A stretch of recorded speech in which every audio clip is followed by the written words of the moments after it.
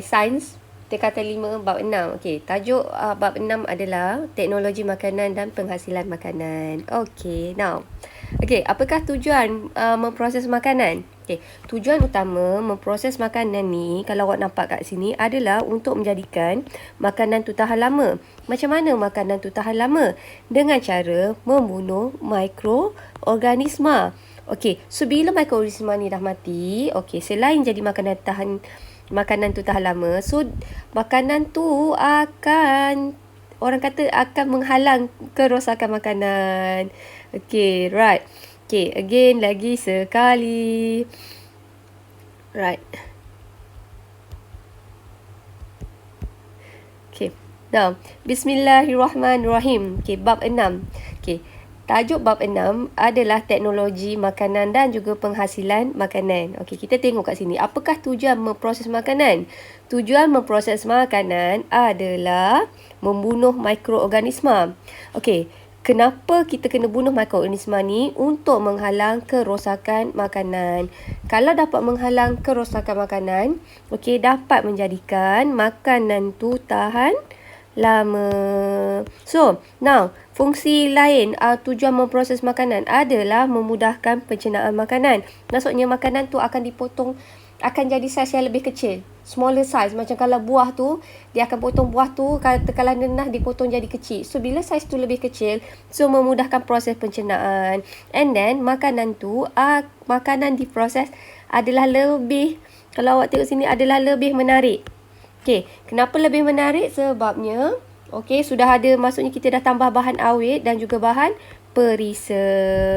Okey, so ini adalah tujuan memproses makanan. Kita ada 5.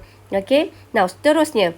Now, tadi kita dah cakap kat sini, nak menjadikan makanan diproses tu menarik dan juga enak. So, kita tengok contoh-contoh bahan pengawet yang ada dalam makanan proses. So, kita nak cakap macam ni. Okey, makanan yang ada bahan pengawet ni kita kenali juga sebagai makanan proses. Bila dah kita tambah ni semua, so kita panggil makanan tu sebagai makanan proses. So, apakah contoh-contoh pengawet? Kita ada bahan awet. Okey, contohnya asid benzoik. Yang paling biasa kita ada kat rumah adalah garam dan juga gula. Pewarna, nak bagi warna lebih cantik. Peluntur, nak bagi dia jadi bleaching, dia bagi warna lebih putih. Perisa, nak bagi sedap. Okey, this is 3, 4. Okey, kita ada MSG, penstabil. Okey, kita ada gelatin, gam akasia dan juga agar-agar. Kita ada pemanis, sakarin, aspartam, xylitol dengan sorbitol ni, kalau saya tak silap, awak boleh tengok dekat ni, chewing gum. Okey. Nah, antioksida. Okey. Ini adalah menghalang makanan tu daripada bertindak balas dengan udara. Dan akhir sekali adalah pengimulsi. Now, kita tengok dekat sini. Right. Bahan awet, fungsi dan contoh bahan kimia dan contoh makanan. Ini sausage tau, typo. Pertama adalah bahan awet. Bahan awet ni fungsinya melambatkan proses kerosakan makanan, nama pun awet kan. So contohnya tadi kita dah ada asid benzoik, yang paling famous adalah gula, garam, ini pun adalah bahan awet. Kita ada natrium benzoat, asid borik dan natrium nitrat. So jumpa kat mana? Sausage, jus buah-buahan, makanan dalam tin. Kedua, kita ada pewarna, nak bagi warna tu lebih cantik. Okey, warna tu kuning, lebih kuning, macam tu lah, banyak lah. So kita ada methanol kuning, caramel, kita ada sebatan azo, kita ada tartrazin. Okey, so jumpa kat mana? Minuman ringan, mi dan juga kek. Nah, peluntur. Kita nak menyingkirkan warna yang tidak dikehendaki. Peluntur paling famous adalah macam klorin, benzoil peroksida. So, itu yang tepung actually warna dia putih cantik sebab kita letak peluntur. And then juga bihun. And then kita ada perisa nombor 4, nak bagi rasa sedap. So, contohnya adalah ester. Okey, kita dah belajar ester dalam tajuk sebatian karbon. Okey, kita ada MSG. Nama glamour dia MSG, nama panjang dia adalah mononatrium glutamat. Jumpa kat mana? Makanan ringan. Sebab tu orang kata makanan ringan ada banyak MSG kan. Dan kita ada ice cream. Penstabil. Penstabil ni tak nak bagi ada 2 lapisan, 2 layer. Okey, pemisah 2 cecair. So, contohnya adalah kanji, gelatin, gam akasia dan juga agar-agar. Jumpa kat mana? Sos cili, ice cream, jus buah-buahan. Dan kita ada pemanis. Okay, pemanis nak menggantikan gula. So, kita ada saccharin, aspartam, xylitol, sorbitol. Ni macam saya cakap, awak boleh jumpa dekat dalam chewing gum lah. Okay, ataupun buah-buah kering. Dan buah-buahan dalam tin. Pengantioksida, melambatkan pengoksidaan lemak dalam makanan, mencegah bau tengik. So maksudnya kalau katakanlah margarin, dalam margarin tu dia orang letak vitamin C, sebabnya nak elakkan dia bau tengik. Sebab kalau simpan lama-lama, benda lemak ni dia akan jadi bau tengik. Okey, kemudian ni contoh yang ketiga, minyak masak. Pengimulsi. Contoh pengimulsi adalah nak bagi makanan tu tak ada dua lapisan tau. Pengimulsi ni adalah membaurkan lemak. So maksudnya membaurkan lemak ni nak bagi lemak tu dalam kuantiti yang lebih kecil. Okey, so contohnya adalah lecithin. Kita ada lecithin dan juga asid lemak. Okey, so kat mana contoh makanan? Coklat dan juga aiskrim. Ni contoh label makanan. Nanti awak balik-balik, awak boleh tengok kat dapur. Okey, contoh-contoh makanan proses. Contohnya yang kita ambil kat sini adalah kicap soya cair. Okey, cuba tengok dekat bahagian belakang. So, identify mana satu dia punya bahan pengawet. So, dekat sini bahan pengawet dia adalah natrium benzoat, garam dan juga gula. Okey. Now, tengok air jus ni pula. Okey, air jus kita tengok daripada gambar ni mana satu bahan dia punya bahan pengawet. Okey, bahan pengawet dia adalah gula dan juga asid benzoik. Dalam pengoksida which one? Adalah vitamin C. Okey, seterusnya. Ni boleh tengok sendiri. Okey. Now, kesan penggunaan bahan kimia berlebihan. Okay, ada tak kesan kalau kita makan hari-hari makan sausage pagi, siang malam makan sausage? Okey. Now, contoh-contoh dia kan. Yang ini, bahan awet. Tadi kita cakap contoh makanan yang ada bahan awet ada macam sausage kan. So, ni, nampak tak mengawetkan sausage? So, apa bahaya dia? Bahaya dia boleh mencacatkan otak kalau lah ibu mengandung makan terlampau banyak. Dan boleh mengganggu pertumbuhan fetus. Pewarna. Okey, ini kalau diambil dalam jangka masa yang panjang dan juga kerap tau. Boleh menyebabkan kanser, keracunan makanan dan kemandulan. Ini awak actually boleh tengok dalam buku teks awak tau. Nah, peluntur boleh mengakibatkan keracunan makanan kalau terlampau banyak. Okey, ingat tahu ni kalau terlampau banyak.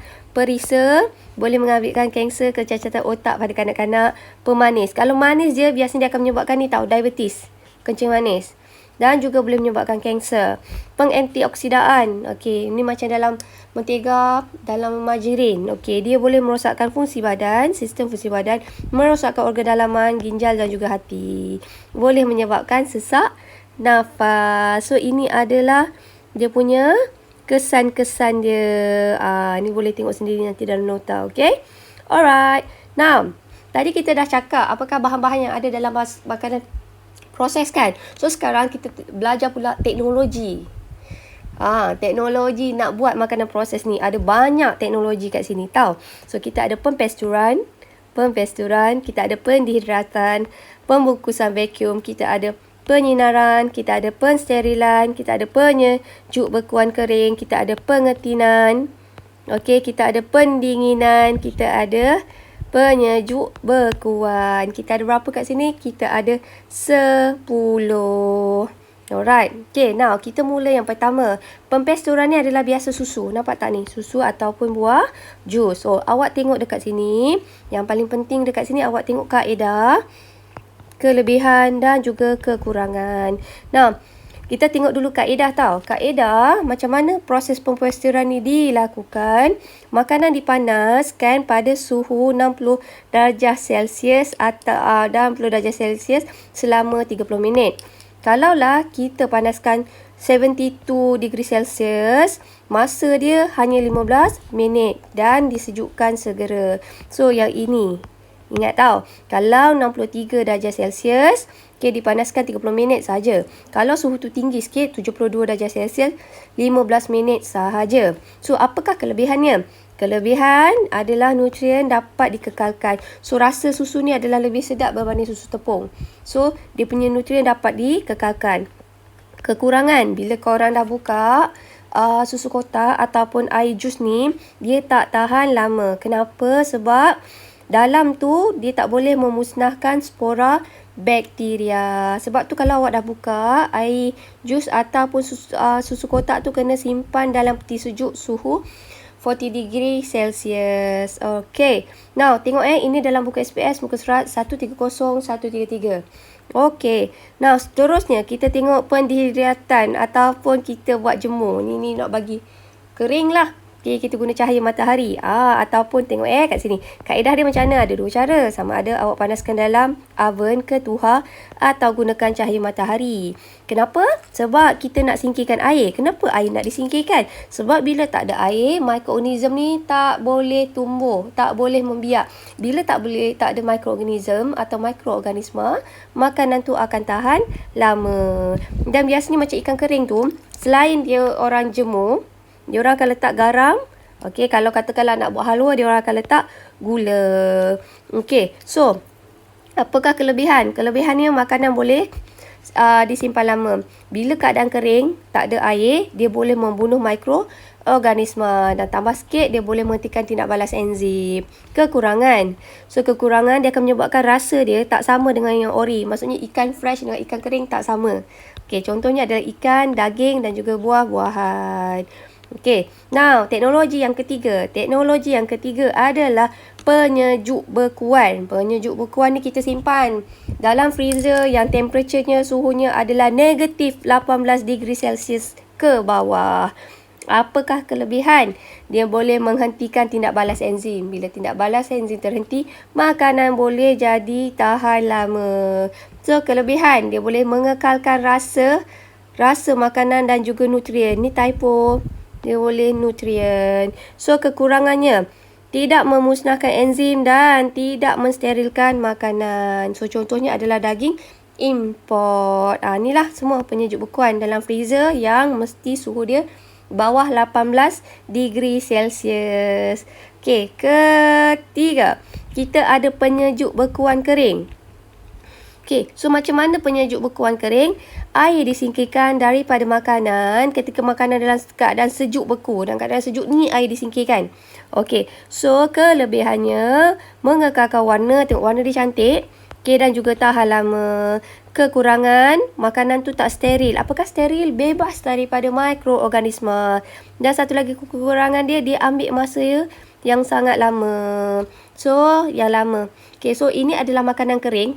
Beza tau. Ini makanan yang kering dengan makanan sejuk kering. So, awak tengok daripada sini. Kalau makanan kering ni, awak nampak dia memang kering. Air tak ada. Okey, tapi kalau sejuk kering, bestnya, apa kelebihan dia? Warna dapat dikekalkan. Dia punya rasa pun dapat dikekalkan. Kalau yang ni nampak tak? Warna dia lain dah berubah. Rasa pun dah berubah. Ini adalah contoh lain. Serbuk kopi. Ni kopi. And then juga buah-buahan. Okay, now seterusnya. Ini pendinginan ni peti sejuk kita lah. Now, ini adalah pendinginan yang biasa kita buat. Okay, nak bagi makanan tahan lama. So, makanan itu disejukkan pada suhu 0 degree Celsius until 10 degree Celsius. Now, kelebihan. Okay, sayur-sayur ni nampak tak? Mengekalkan rasa dan juga nutrien. Mikroorganisma akan menjadi tidak aktif kerana aktiviti metabolisme diperlahankan. So, apakah kekurangannya? Tidak sterilkan makanan, makanan tak tahan lama. So, contoh-contohnya adalah buah-buahan dan sayuran. Seterusnya. Now, penyinaran. Okey, penyinaran ni kita guna sinaran radioaktif ataupun sinaran X. Now, contoh sinaran radioaktif adalah kobalt 60, cesium 137. Ini dia pakai sinaran gamma. So, apakah kelebihan? Dapat memusnahkan bakteria, kulat dan juga serangga. So, makanan ni selamat sebenarnya sebab kita tak letak bahan kimia langsung. Okay, so rasa dia tak berubah tau. So, contohnya adalah ubi kentang, halia, bawang dan juga rempah. Okay, so apakah dia punya kekurangan? Kita takut kalau dos tu kita tak boleh kontrol. So, boleh merosakkan vitamin. Dan seterusnya, saya dah lupa ni nombor berapa. Ni yang biasa lah, pengetinan. So, pengetinan ni macam mana? Dia makanan ni actually macam dimasak tau. Dipanaskan pada suhu 116 hingga 120 darjah Celsius dalam periuk tekanan pressure cooker selama 20 minit untuk menyingkirkan udara. So, apakah kelebihan makanan tu steril? Sebab tu makanan dalam tin boleh tahan 2-3 tahun. Okay, sebab dia boleh bunuh mikroorganisma. Okay, and then ni tadi tahan lama, memusnahkan enzim, and then merosakkan makanan. Okay, menyingkirkan oksigen. Contohnya adalah buah-buahan, daging. Okay, kekurangan. So, kekurangan dia rasa tak sama. So, katakanlah rambutan dalam tin dengan rambutan fresh. Tak sama. Merosakkan rasa dan nutrien. Warna pun tak sama. Makanan mudah terurai dengan cepat. Okay, alright. So, seterusnya pembungkusan vacuum. So, pembungkusan vacuum ni, ini tau. Dia buang udara tau. Okay, dia jadi flat. So, kelebihan pembungkusan vacuum ni, dia dapat menghalang pertumbuhan mikroorganisma. Sebab bila udara ni semua disingkirkan, tiada oksigen. So, mikroorganisma tu tak dapat membiak. Oleh itu, makanan tahan lama. So, menghalang pengoksidaan makanan. Tapi kekurangannya, even though dia buang semua mikroorganisma, okay, tapi dia tak steril. Maksudnya, kalau still ada mikroorganisma dalam tu, tapi cuma mikroorganisma tu tidak dapat membiak sahaja. So, contohnya adalah beras, susu tepung dan juga kacang tanah. Oh, lupa. Ini proses dia singkir udara daripada makanan. Okay. Now, kenapa kita perlu meningkatkan cara-cara meningkatkan kualiti makanan? Okay, cara-cara dia pakai baka yang bermutu. So, kita pakai baka, katakanlah lembu yang ada banyak daging, banyak susu. So, kita panggil baka yang bermutu. So, kita pakai guna teknologi moden. So, nak dapatkan banyak kualiti. Contohnya, kita pakai jentera. Okay, daripada membajak pakai kerbau ke dulu-dulu old school, kita pakai jentera. Pendidikan. So, kita bagi pendidikan pada petani untuk meningkatkan kualiti makanan. Penyelidikan daripada mana Mardi dan juga Porim. And then, penggunaan tanah dan juga pengairan secara optimum. Oleh siapa ni? Felcra dan juga Felda. And then, pengurusan tanah yang cekap. So, kenapa dapatlah kesuburan tanah dipelihara? Okey, kita ada berapa? 1, 2, 3, 4, 5, 6. Okey, ini adalah baka yang berkualiti. Ini adalah jentera. Okey, ini adalah baka GMO. GMO tu apa? Genetic Modified Organisma. Okey, so ini adalah pengurusan tanah. Okey, pengurusan tanah dengan menanam tanaman penutup bumi, menereskan bukit dan penanaman secara berkontur. Maksudnya kita kena tanam tu secara berkontur. Dia macam inilah berkontur. Okey. Alright, ini bukan gambar yang sesuai ni. Okey, ini macam gambar hakisan tanah ni. Okey, ini cara mengekalkan kesuburan tanah, mengamalkan tanaman bergilir, menambahkan baja kimia ataupun menambahkan baja asli. Okey, ini adalah GMO.